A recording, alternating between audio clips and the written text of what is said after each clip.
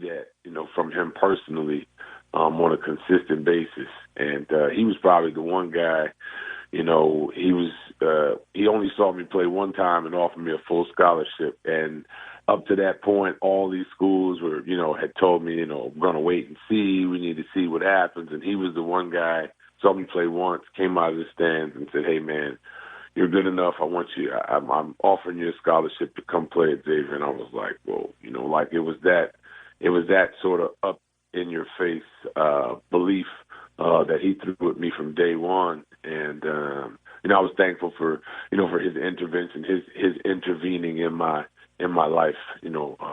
It was a positive thing. I mentioned that you were taken in the first round by the Hornets, who became the Pelicans down in New Orleans. What did you expect the NBA to be like, and how was it similar to or different from what you expected, David? Well, I mean, obviously the physicality and the speed of the game is a night and day difference from college. So I knew that was a gap I was going to have to work on. I just expected to be around the best and experience the highest level of basketball, and it's been that. You're one of the people I think I can ask this question of and get a very insightful answer on, because I've been doing sports for a long time, and whether I'm at spring training or I'm at a training camp in the NFL, a question that always comes up is chemistry. It's an important part, certainly, of building any team and the team's performance. But tell me a little bit about what you've observed about team chemistry and how important it is in the relationship to talent of a team. Well, I think chemistry, ultimately is what leads to wins and losses. I mean, you can have a great coaching staff, you can have great schemes, great game plans, great practice plans, but if the guys don't get along, if the personalities don't mesh, if the characters are too drastic a difference, then none of it's going to work. So chemistry is probably the most important element in terms of making sure that everyone's on the same page, everybody's focused on the same goal, and you can only do those things if you have guys who are willing to work with each other, be around each other, because particularly in professional sports, we're around each other a lot more oftentimes than we are our families.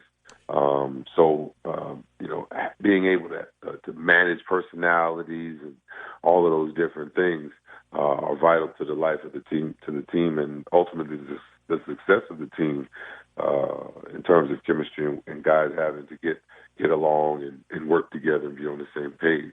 David, I'm going to make an observation here, and if you think I'm wrong about it, don't feel bad about correcting me. But over the years of watching teams that have been, good, I remember with the 49ers when Bill Walsh was the head coach, the one thing I learned about it wasn't Bill, it wasn't the general manager, it was the players like Ronnie Lott, it was like Joe Montana, it was others like that who told the players, the young players, hey, this is the way we do it on this team. And I sense that that's an important thing in almost any team. Is it important in basketball because you have fewer players and you have the star players on basketball teams, that they understand the makeup of the other players and how to bring other people into the mix and how to do things the right way to help them be a part of an organization? Am I correct in that observation?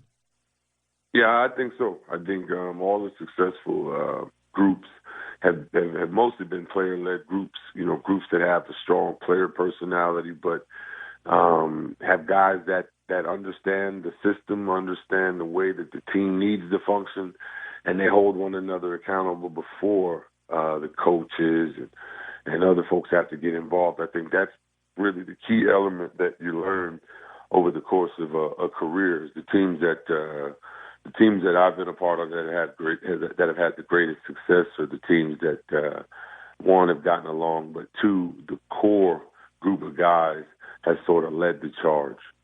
They were the coach's voice before the coach, set the tone, every day in practice, and and not just in terms of being on the floor or being the most talkative or anything, but just bringing the level of concentration and focus and seriousness every single day.